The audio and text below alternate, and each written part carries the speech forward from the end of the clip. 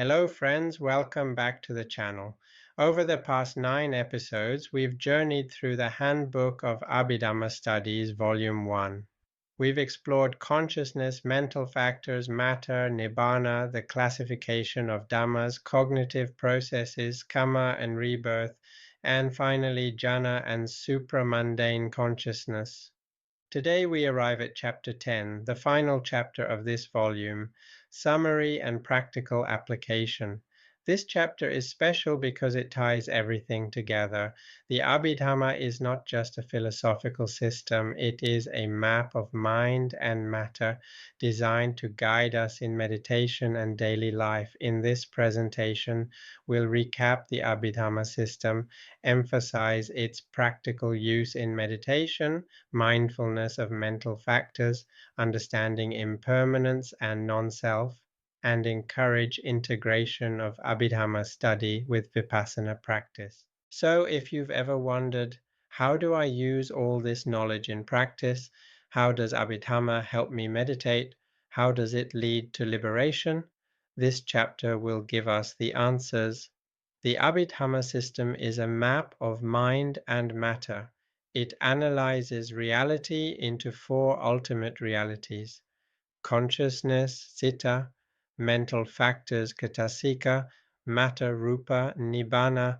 It classifies these realities into frameworks: the 5 aggregates, the 12 sense bases, the 18 elements. It explains processes like cittavati, karma, rebirth, and jhana. Together, these teachings form a comprehensive system.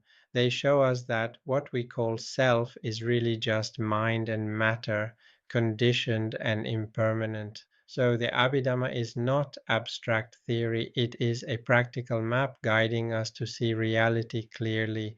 How does Abhidhamma help in meditation? First, it helps us practice mindfulness of mental factors. When we meditate, we can observe greed, hatred, delusion, mindfulness, compassion, wisdom. We can name them, recognize them, and let them go.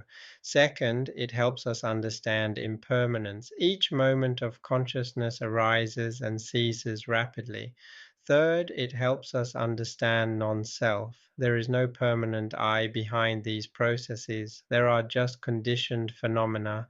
By seeing this, we let go of clinging. For example, when anger arises in meditation, we can analyze consciousness rooted in hatred, mental factors of aversion, impermanence of the moment, non-self of the process.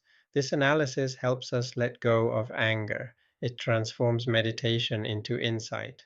The Abhidhamma study is most powerful when integrated with Vipassana practice. Vipassana means insight meditation. It is the practice of observing reality as it is, impermanent, suffering, non-self. Abhidhamma gives us the vocabulary and framework. Vipassana gives us the direct experience. Together, they support each other. For example, Abhidhamma teaches that consciousness is momentary. Vipassana lets us observe thoughts arising and ceasing. Abhidhamma teaches that mental factors condition consciousness. Vipassana lets us observe greed, hatred, and mindfulness in action. So study and practice are 2 wings of the bird. Study gives clarity, practice gives realization. Together they lead to liberation. Abhidhamma is not just for meditation, it helps in daily life. When we interact with others, we can observe mental factors. Are we acting with greed or compassion, with hatred or kindness? When we face challenges, we can reflect on impermanence, this pain, this joy, this situation, it will pass. When we feel strong emotions, we can remember non-self. This anger is not me. This joy is not me.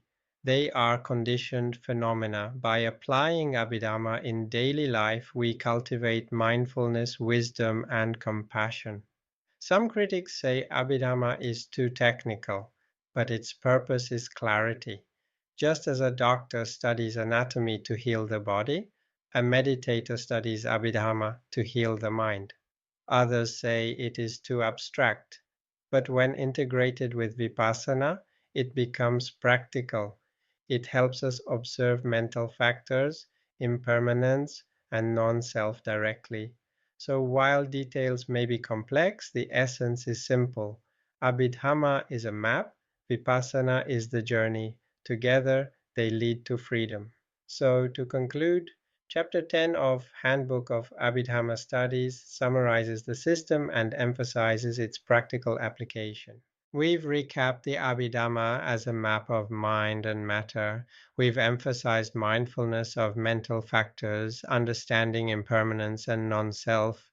We've encouraged integration of Abhidhamma study with Vipassana practice. Most importantly, we've seen how this knowledge transforms meditation and daily life. It helps us see reality clearly, let go of clinging, and move toward liberation.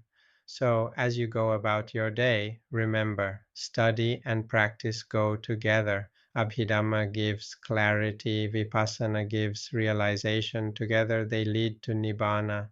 Thank you so much for joining me in this deep dive into Chapter 10 of Handbook of Abhidhamma Studies.